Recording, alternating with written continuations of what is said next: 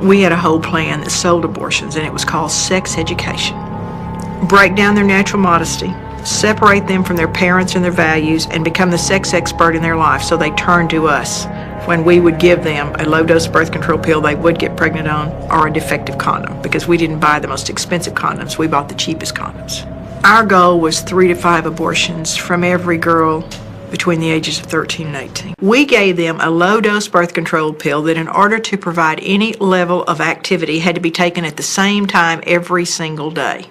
The girl wouldn't take it accurately, and if you miss that thing, the protection is out of her system. The sexual activity goes from 0 or once a week to 5 to 7 times a week. She doesn't take the pill properly, she gets pregnant. And who does she call when she's pregnant? She calls us. We're the experts. And we were ready. We used a script designed to overcome every single objection. That's what sales is. Overcome the objection and you get the order, in this case, the abortion. And when she calls, the first question is reassure.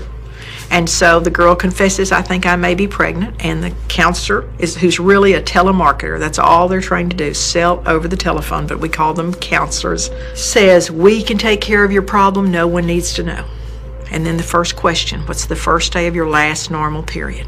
And she gives this so-called counselor the date, and she says you're 8 weeks pregnant. She didn't say you might be 8 weeks pregnant. She didn't say you could be. She said you are 8 weeks pregnant. So she has planted the first seed in this long marketing thread. And the sad thing is, in this girl's mind, she is the expert. This is the pregnancy expert. And the next question is this good news or bad news? If it were good news, she would not be calling an abortion clinic. It's bad news. And when she replies bad news, this counselor moves right in, because now she wants to identify the fear, to use it to reaffirm that abortion decision anytime that girl moves away. And if she says, well, maybe I need to think about this, your parents will kill you, you'll have to miss drill team, the abortion's sold. Now, abortions are done through all 9 months of pregnancy, not because of Roe v. Wade, but because of Doe v. Bolte, that said for the health of the mother, an abortion can be completed through all 9 months of pregnancy. But the problem was that health was defined as mental health. And we would say to this scared young woman, you would have problems with this pregnancy should you carry it to term, wouldn't you? She'd say yes, and we'd chart it emotional health. We knew how many people, how many calls they got, and what their percentage of completion was. And their raises were based on the percentage of completed abortions.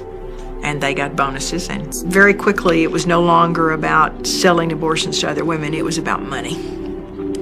I saw the potential to make great money. I answered the phone at home at night so we wouldn't miss an abortion. But she is allowed to watch her pregnancy test turn positive or negative, and they would point to a chart on the wall and say, this is a positive test and this is a negative test. And if it's positive, we trained our people to reach over and grab the bony part of her elbow and squeeze. And you see, she's confused. She's hurting. She's just gotten this news that she's pregnant, and she's upset.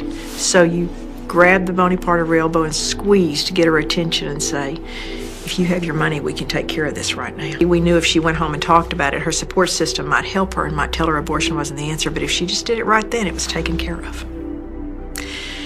But a certain percentage of those pregnancy tests are negative. They're not all positive.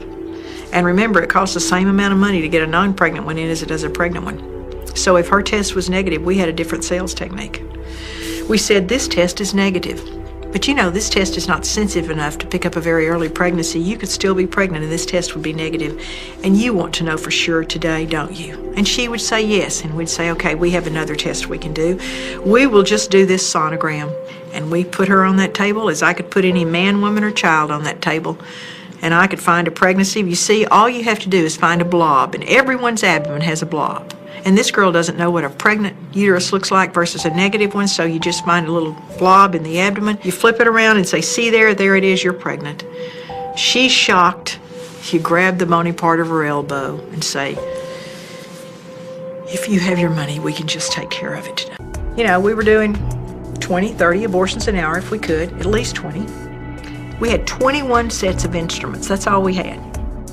So we couldn't possibly bring those instruments out, clean them, sterilize them, bring the temperature up in the sterilizer and then 20 minutes sterilization, and then cool them down. Our complication rate at the end of my time, last 18 months, was when about 1 out of every 500 had a major life-changing surgery or died. We had one woman die. But because there are no real statistics, and if you can cover it up, you don't report it. And none of ours were ever reported. So we don't really know. We had a 12-year-old. She came in chewing her gum and looked so carefree. She had her abortion. She came back 2 weeks later for her checkup. Didn't come out of the room, opened the door, and she was in there. She'd brought in a piece of glass and slitting her wrist. 12 years old. I wasn't in for all of that abortion. Somebody else was in there with him. But I went in toward the end, and I'd never seen that much blood. I mean, just blood everywhere. And we put her in the recovery room, and she just filled the bed. And we changed the bed a couple of times, and her blood pressure was erratic, and the doctor left. I was really worried about her, and I tried to call him. And her boyfriend kept wanting to go home, and her blood pressure stabilized a little bit, but I just didn't believe she was, it's just like that feeling you have that she's not right. At 10 o'clock, the boyfriend said, look, if there's anything happens, I'll call you immediately. And at 4:30, he called the doctor, and he didn't take the history, and he said put her in a tub of hot water, and when he did, the last little bit of blood in her body ran out. And he called me about 6 and said, she's dead. And he immediately started telling me how he was going to do the cover-up. And somehow it all worked out, and the autopsy didn't show anything, and no charges were filed, and nothing happened. The newspapers didn't call, nobody came. We killed that woman and did abortions the next morning. The families are so hurt by what's happened and shamed that their daughter had this abortion and died from it or whatever. They don't come forward. We had one girl, 22 years old, a model, who danced in, jumped up on the table, laughed at the doctor that she didn't wear underwear. She was 22 weeks pregnant. We put her on the table. Now, there's a maneuver called the Hansen's maneuver. Now, the doctor may do it himself, or someone may do it, but I did it for the big baby, 2 of our big baby abortionists. I held the babies, and you say the head's here, the feet are here, the buttocks are here, and you gently push the baby down into the instruments. And the first time this doctor went in, he pulled out omentum. That's the lining to the intestines.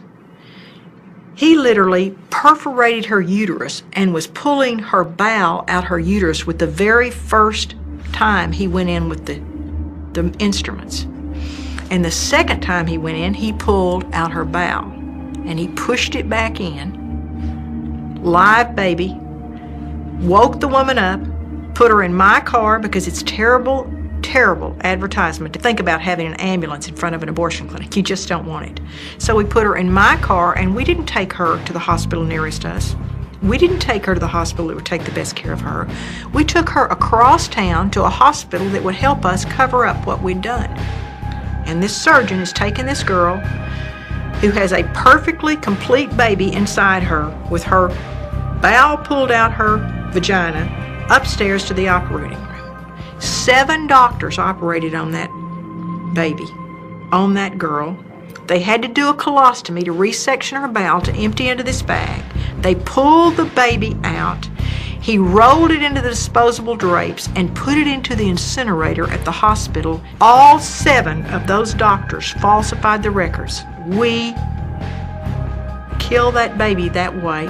The doctors falsified the records. We told that girl she had an abdominal pregnancy. They have worked very hard to learn how to get Medicaid funds, and they want to increase their tax funding to $700 million a year. Abortion is a skillfully marketed product sold to a very frightened person in crisis. They buy that product expecting a fix and find it's defective. So we put a clinic out on 30. It paid for itself in the first month. It was a profit center, and we were well on the way to opening more clinics. As a matter of fact, our plan was to open 3 abortion clinics in 1983 so I could be a millionaire in 1984. They came in for 2 or 3 hours and wanted to do 20 abortions or 30 abortions and make their money and go away. They didn't care if the instruments weren't clean, and they didn't care if the instruments weren't cool. They just wanted to get their money and get through the day and go. There was a receipt on the chart. They would collect them, bring them up at the front at the end of the day. We would balance them, pay them in cash, no 1099, no W-2. But I'm certain people killing babies for a living probably reported it to IRS, don't you think? tell you, the doctors will tell you that they saw botched abortions or see botched abortions all the time.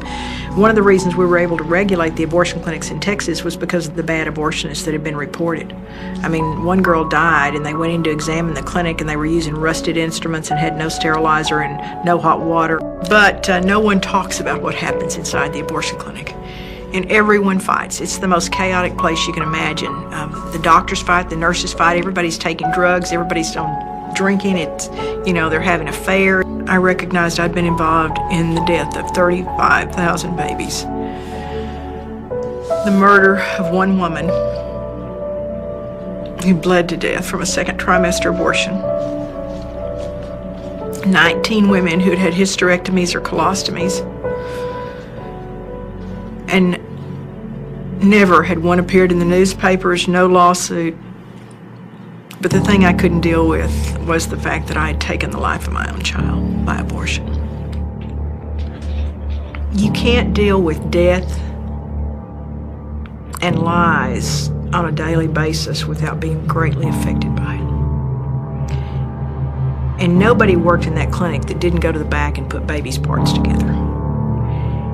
And even if you didn't put the parts together, there were times when you walked back there and they were on a towel. Delivering a head is very, very difficult, even at, say, 20 weeks. I mean, I had one abortionist keep a girl on the table for 6 hours trying to crush a head. He couldn't do it. I felt them taking parts out of my body.